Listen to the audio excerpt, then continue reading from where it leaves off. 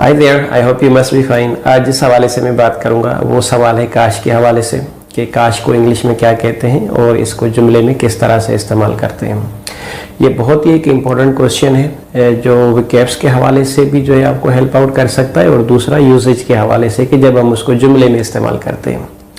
जहन में रखिएगा कि काश जो लफ्ज़ है ये तो हम एक ही उर्दू में लफ्ज़ यूज़ कर लेते हैं, लेकिन इसकी मीनिंग भी बहुत सिंपल है। 2, 3, 4 अल्फाज इसके लिए यूज़ होते हैं इंग्लिश में, लेकिन इसका जो इस्तेमाल है, इसका जो यूसेज है वो सबसे ज़्यादा इम्पोर्टेंट है कि इसको आपने इस्तेमाल कैसे करना है। तो इसलिए काश की टाइप्स सीखना भी बहुत लाजमी है। अब आप सोच रहे होंगे कि ये टाइप्स क्या है भाई, टाइप भी होती है क्या काश की? जी हाँ, बिल्कुल। वैसे तो अगर हम ग्रामर पॉइंट ऑफ व्यू से देखें तो जो हम अपनी आम लैंग्वेज में, जो हमारी स्पोकन लैंग्वेज है, उसमें जो हम काश का लफ्ज़ यूज़ करते हैं उसकी 2 मुख्तलिफ टाइप्स होती हैं। अब एक टाइप वो है कि जो हम रिग्रेटिंग होती है, मतलब जो माजी के हवाले से। अब अगर हम रिग्रेटिंग की बात करते हैं तो ऐसे काम जिस पे हमें पछतावा होता है या हमें थोड़ा सा अफसोस होता है कि काश ऐसा ना होता, तो ये जो है रिग्रेटिंग में आता है और ये जुमले अक्सर पास में बनाए जाते हैं। दूसरा जो काश है वो फ्यूचर के हवाले से होता है, इसको हम एस्पायरिंग कहते हैं, यानी कि ऐसी बातें जो हुई नहीं है लेकिन हम चाहते हैं कि काश ऐसा हो जाए या काश ऐसा हो। तो अब आपको पता चल गया होगा कि किस तरह से हमारे यहाँ काश की मुख्तलिफ टाइप्स हैं। तो पहली मैंने आपको बताई कि एक पास के हवाले से होती है जिसमें रिग्रेटिंग होती है, एक फ्यूचर के हवाले से होती है जिसमें एस्पायरिंग होती है। अब जो है एस्पायरिंग और रिग्रेटिंग में क्या फ़र्क है, मैं आपको एक जुमला बता देता हूँ उर्दू में, फिर आप समझ जाएंगे इजीली कि ये रिग्रेटिंग है या जो है वो एस्पायरिंग है। और दूसरी बात ये कि ये पास के ज़ुमरे में आता है या फ्यूचर के ज़ुमरे में आता है। तो जुमला है, जैसे कि अगर मैं पहला जुमला ये कहता हूँ कि काश कल बारिश होती, तो जाहिर सी बात है मेरे जो है वो टोन से, मेरे जुमले से ही आपको लग रहा है कि मैं पास्ट की बात कर रहा हूँ कि काश कल बारिश होती। तो ये मतलब कि एक रिग्रेटिंग जुमला है काश के हवाले से कि काश कल बारिश होती।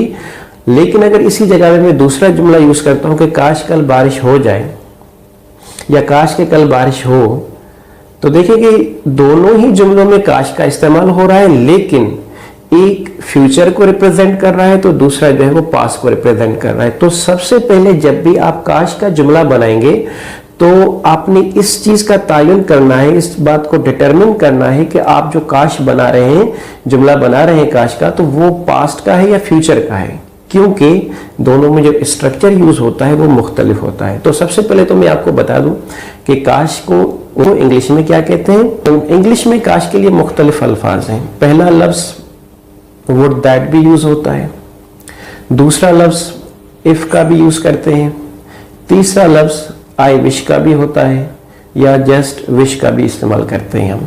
तो ये 3-4 अल्फाज मैंने आपको बता दिया है। वुड दैट है, इफ है, कुड भी यूज करते हैं इसमें, और आई विश भी यूज करते हैं, विश भी यूज कर सकते हैं। ये मुख्तलिफ अल्फाज जो है जो मैंने आपको बताए हैं, ये सारे के सारे हम काश के लिए यूज करते हैं। लेकिन वो आपकी मर्जी है, चाहे आप वुड दैट का यूज करते हैं, चाहे इफ का यूज करते हैं या आई विश का यूज करते हैं, जो भी आप इनमें से एक लफ्ज पिक करें।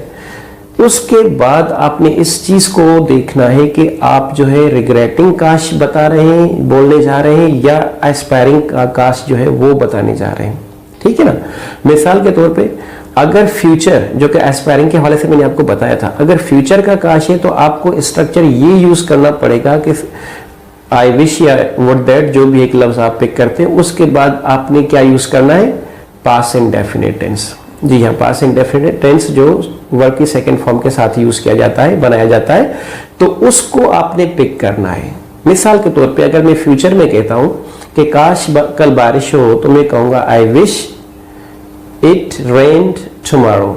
सो दिस इज काश ऑफ फ्यूचर कि I wish it rained tomorrow, या would that it rained tomorrow, काश कल बारिश हो। लेकिन अगर यही मैंने पास में यानी कि रिग्रेटिंग में यूज करना है, तो फिर मुझे आई विश या वुड दैट के साथ पास्ट परफेक्ट टेंस का इस्तेमाल करना है, जिसमें हेड के बाद वर्ब की थर्ड फॉर्म यूज की जाती है कि काश कल बारिश होती, आई wish it had rain yesterday.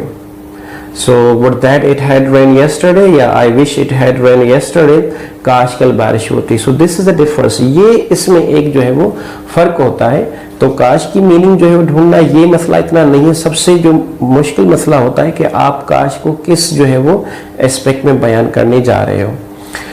उम्मीद है आपको वीडियो समझ में भी आई होगी और पसंद भी आई होगी। अगर पसंद आ गई तो इसको लाइक और शेयर जरूर कीजिएगा। दूसरी बात, अगर अभी तक आपने मेरा चैनल सब्सक्राइब नहीं किया है तो प्लीज डू सब्सक्राइब इट। मिलते हैं नेक्स्ट वीडियो में। Till then take care, have a nice time.